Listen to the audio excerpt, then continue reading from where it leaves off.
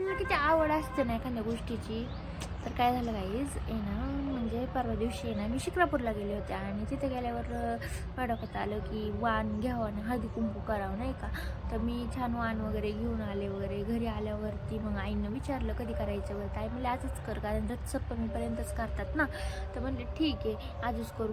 तर मला सांगते आले नाही का, त्याच्यावर खाल्लं वगैरे थोडंसं आणि त्याच्यानंतर मी अशी कामाला लागली. तुम्हाला सांगते अशी कामाला लागली पटपट डेकोरेशन. म्हणजे डेकोरेशन काही गरज नसताना बरं का. आता माझं पिल्लू छोटं आहे तर मला काय एवढं हाऊस पाहिजे ना, तर पहिल्यांदाच करायचं म्हणून मी खूप छान डेकोरेशन वगैरे केलं. असं यूट्यूबला वगैरे बघितलं नाही का. आणि मग माझी इथली जावेची मुलगी ती सुद्धा आली, तिने मला मदत केली. आम्ही दोघींनी असं डेकोरेशन वगैरे केलं. इतकं त्याच्यात मी अर्धा पाऊण तास घालवला.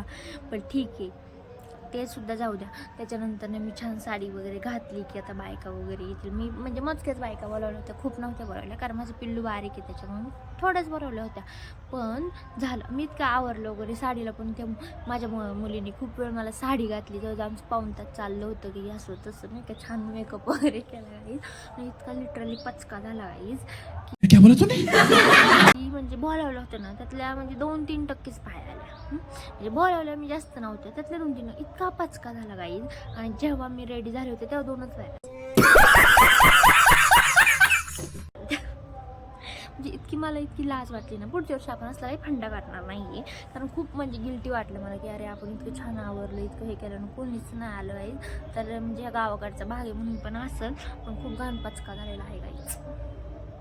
असं पाहिजे बरंच का होतं. पुढच्या वर्षी असलं काही करायचं नाही.